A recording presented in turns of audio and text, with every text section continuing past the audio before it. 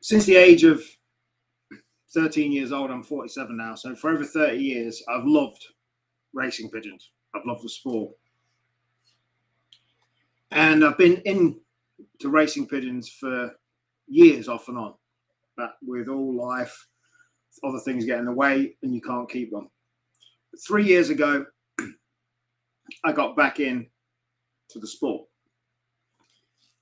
And 3 years ago, I wrote an article, 2 articles actually, in the homing world,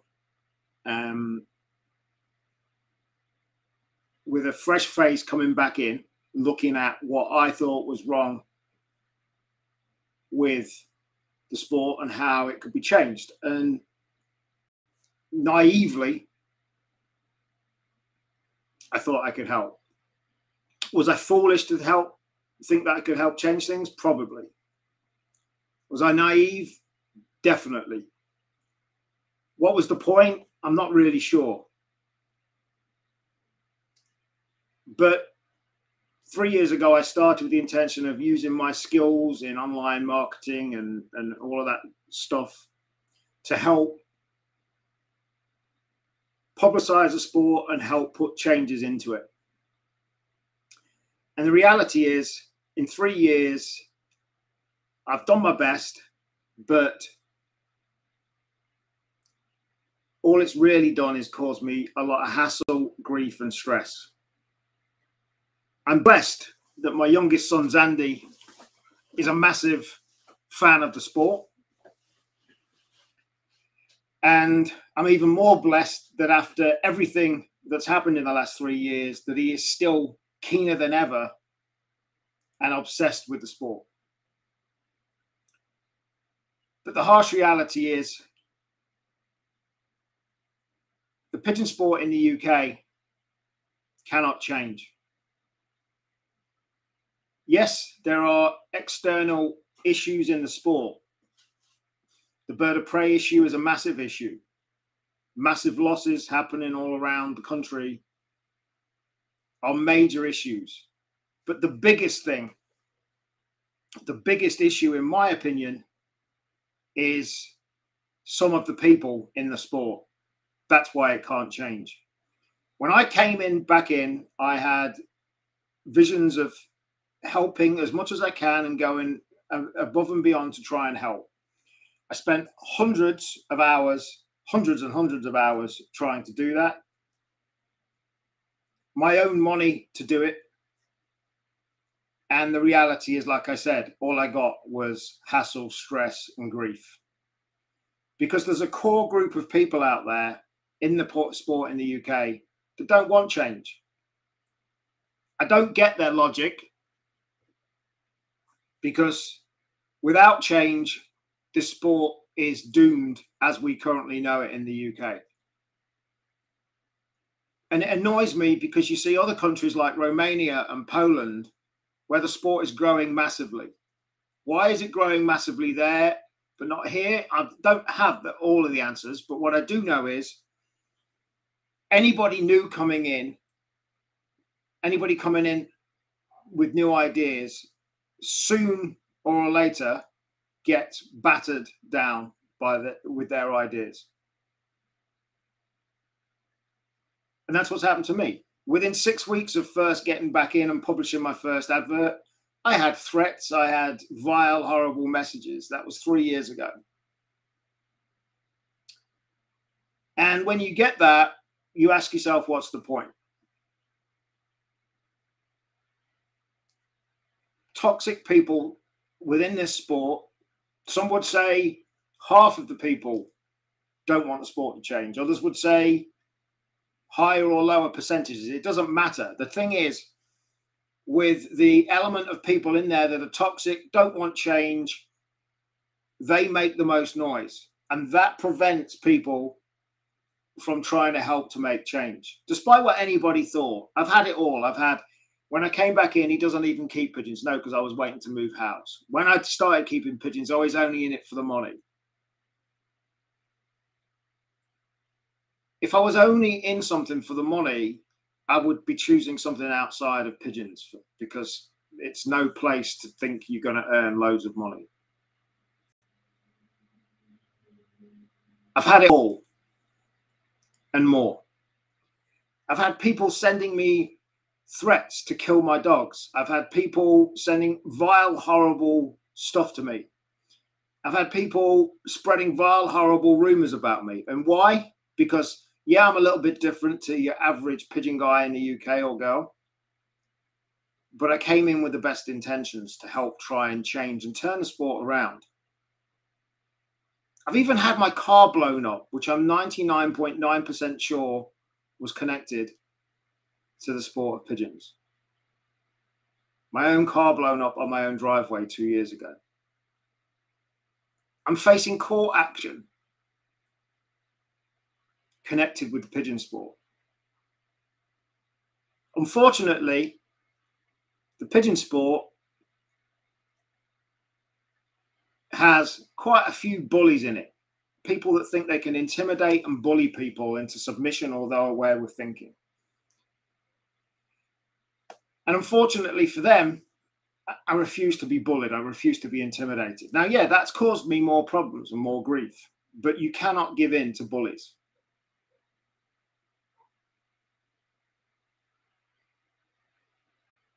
The numbers don't lie in this sport. When I came back into this sport 3 years ago, the amount of registered people with the RPRA, members of the RPRA, was just short of 20,000. That number is now 18,500. So 7%, nearly 8% of people that were registered 3 years ago are no longer registered. The numbers don't lie.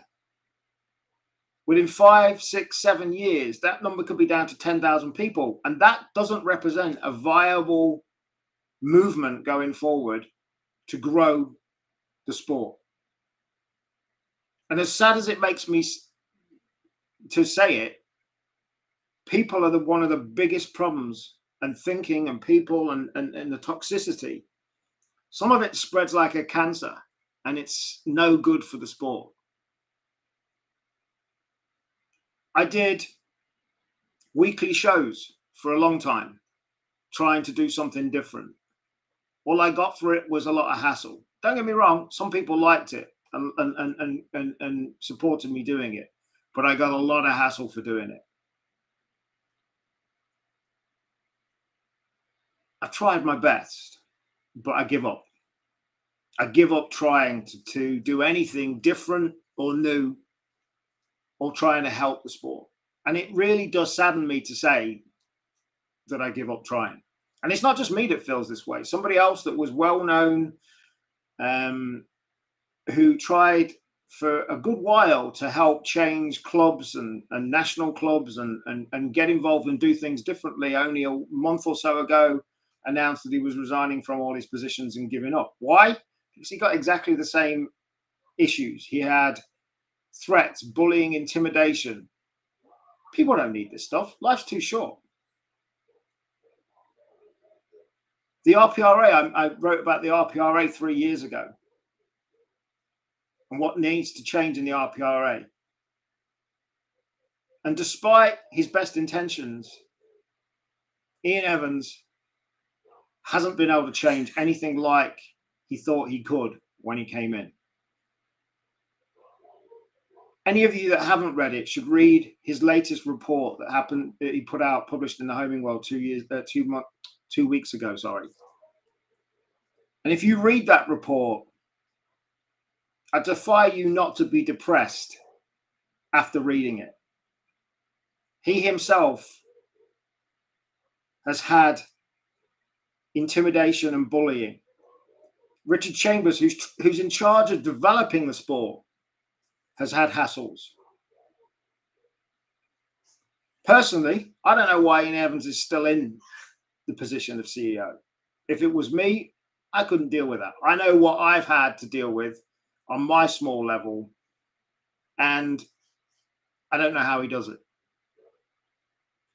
He's the CEO of an organization that's got his hands tied. And in addition, because he's trying to change things and move things forward, he gets a lot of hassle for it. And not just written hassle. He gets physical threats, and a lot more. I take my hat off to Ian Evans for what he's tried to do. Read that report in the British Homing World two weeks ago, and it makes for depressing reading. And I'm not somebody that gives up easily.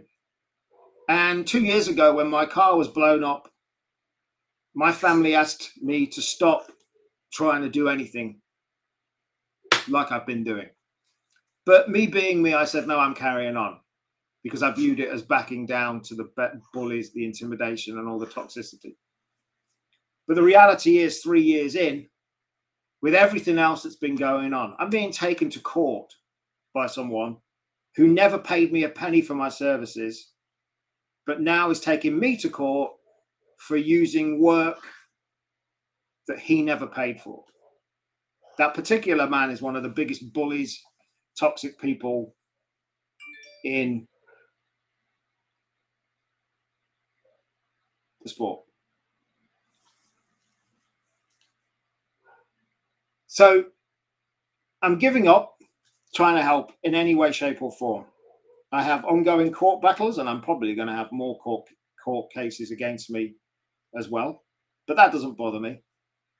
It does bother me. I don't want to hassle. Like I say, life's too short, but it doesn't bother me having to deal with it.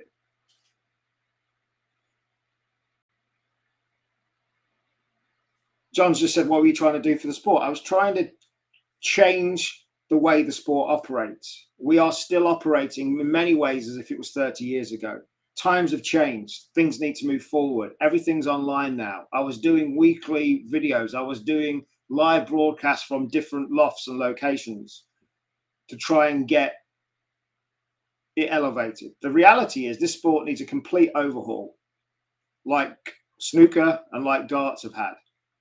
The harsh reality is, with people's opinions about how money is no good for the sport, that will never happen. Because for somebody to come in and change this sport and revolutionize it, it needs a lot of money. And that's not going to happen because the appetite and the market's not there. It's sad. This is a sad video for me to make. One, to admit that I give up trying. And two, because I can see the sport when my son, who's now 18, is my age. I don't know where it's going to be. I said in my first article 3 years ago, One Love Racing is part of the future going forward because it involves other people that don't have to keep pigeons. And I still believe that, although there's different ways that it can be done down the line. And the harsh reality is, to get the amount of people needed to turn this sport around in the UK, I just don't think it's going to happen as it is. And it's a sad day for me to say. And like I say earlier, I commend Ian Evans. I got a lot of time for him with what he's tried to do, but he's fighting a losing battle because his hands are tied. He's a CEO where his hands are tied every step of the way. And no matter what his best intentions are, he can't do anything about it. Go and read that meeting notes from 2 weeks ago in the Homing World, and you will be depressed because it is depressing reading. So what does that mean? I don't know where the future of the sport in the UK is going. Like I said, other countries, it's thriving, it's growing. But I don't think it can happen here for many reasons. But I think the people are the biggest problem. Now, don't get me wrong. During the course of my 3 years back in this sport, I have met some lovely, great, amazing people who I class as friends. Actually, when things started going really bad for me 2 years ago, some of those friendships were developed 2 years ago as a result of that. I have met, and my son has met, some people that are lovely, down-to-earth, genuine people who I still value as friends now and will continue to do so. But equally, I've met, for those proper friends that I can count on maybe 4 hands, I have met fistful of horrible people in the sport. It's just the way it is. What needs to happen is an entirely new organization needs to come and revolutionize it. But that will take a lot of money, £1 million plus. It's just not going to happen because the market's not there. And the want to change is not there. That's the harsh reality. So to anybody watching this who are friends of mine, thank you for watching. Anybody watching this who hates my guts with a passion, I'm sorry to disappoint you that the heading says I give up. It doesn't mean I'm leaving the sport. No one, no thing, no one will make me leave the sport. But I'm sorry to say to the haters watching this, I'm not giving up completely. I give up trying to do anything different, trying to change anything, trying to do new things in any way, shape, or form. What I am going to continue to do is keep pigeons, love to see them fly around the garden, and support my son, who's the most enthusiastic, passionate man now, nearly, not quite a man yet, not 21. Continue to support him, who reminds me of me when I was his age. He eats, lives, and breathes racing pigeons, and I will continue to support him in doing that. And I'm very proud of him because he's been party and involved in a lot of this stuff that's happened. And yet his passion for keeping those pigeons in his loft has meant he's not given up, even though he wanted to a few times. So I will continue to support him. I will continue to run the Facebook group Racing Pigeon International. But basically, it's just going to be my hobby with my son, supporting my son, and that is it in the UK. UK is not the right place for my way of thinking, for the type of person I am. It's not the right place. Maybe I'm in the wrong country. I've thought that a few times. I think if I was in a different country, things might be different, but I live in the UK at the moment, so it is what it is. And that's it. It's a sad, sad state of affairs. Only 18,500 people registered with the RPRA. When I was late 80s, when I was my son's age, it was over 60,000 people, and it's only going one way. And that makes me very sad. So thank you for watching.